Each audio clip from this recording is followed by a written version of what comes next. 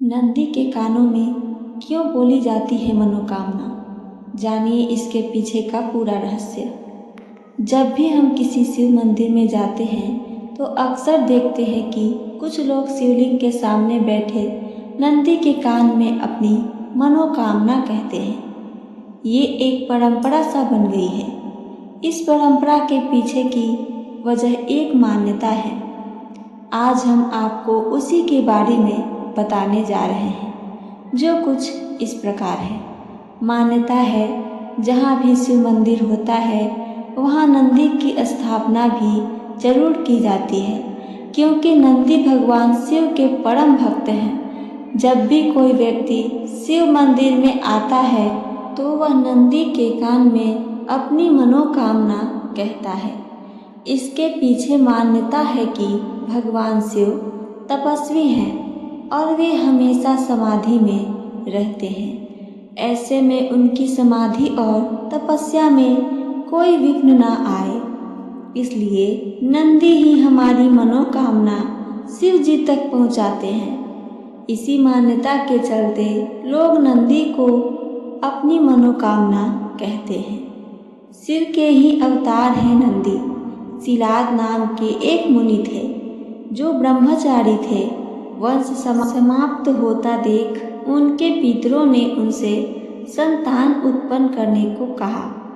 शिलाद मुनि ने संतान भगवान शिव की प्रसन्न कर आयोनीज और मृत्युहीन पुत्र मांगा। भगवान शिव ने शिलाद मुनि को ये वरदान दे दिया। एक दिन जब शिलाद मुनि भूमि जोत रहे थे, उन्हें एक बालक मिला। शिलाद ने उसका नाम नंदी रखा। एक दिन मित्रा और वरुण नाम के दो मुनि शिलाद के आश्रम आए। उन्होंने बताया कि नंदी अल्पायु है।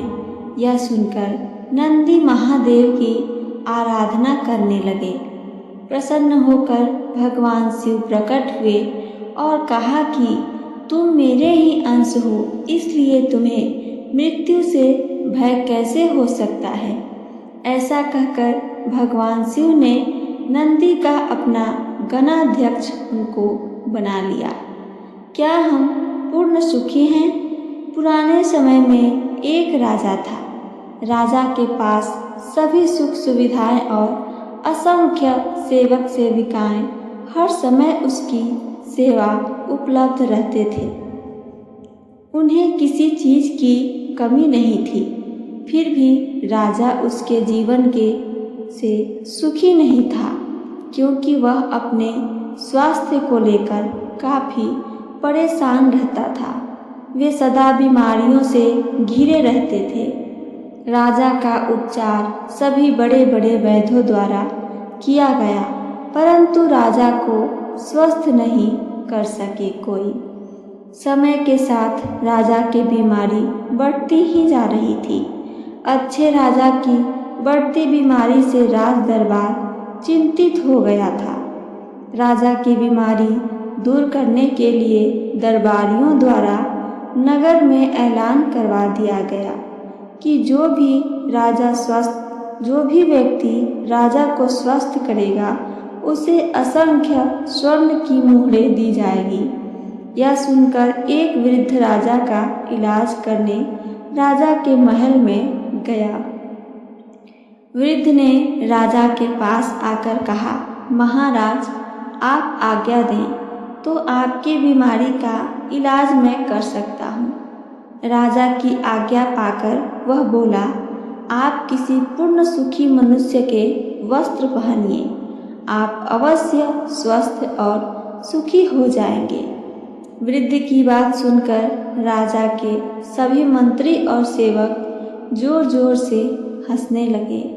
इस पर वृद्ध ने कहा, महाराज, आपने सारे उपचार करके देख लिए हैं। यह भी करके आप देखिए, आप अवश्य ही स्वस्थ हो जाएंगे।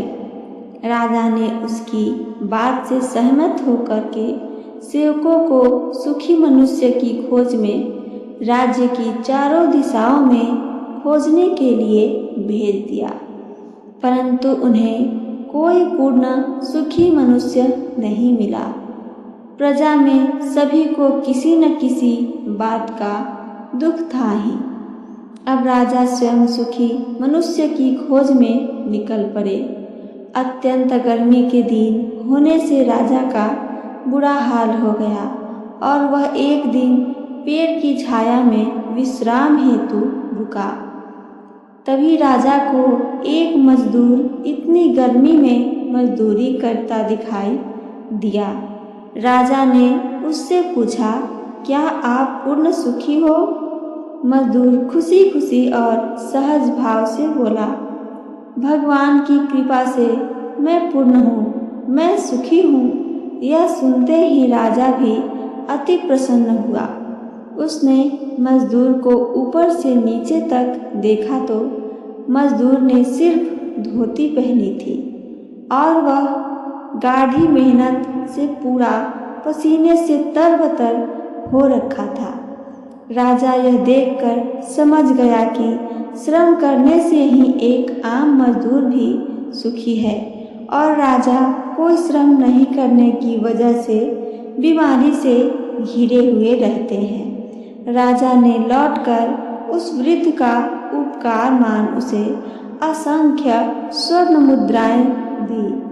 अब राजा स्वयं आराम और आलस्य को छोड़कर श्रम करने लगे। वो अपने काम खुद से करने लगे। परिश्रम से कुछ ही दिनों में राजा पूर्ण स्वस्थ और सुखी हो गए। वो बिल्कुल ठीक हो गए। कथा का सार यही है कि आज हम भौतिक सुख सुविधाओं के इतने आदी हो गए हैं कि हमारे शरीर की रोगों से लड़ने की शक्ति छिन्न होती जा रही है। हमारा शरीर कमज़ोर होते जा रहा है। इससे हम जल्द ही बीमारी की गिरफ्त में आ जाते हैं। अतः स्वस्थ और सुखी जीवन का रहस्य यही है कि थोड़ा बहुत शारीरिक परिश्रम जैसे कि योगा, ध्यान, भ्रमण आदि अवश्य करें एवं जितना संभव हो सके शुद्ध देसी पौष्टिक आहार ही खाएं, मिलावट आहार ना लें।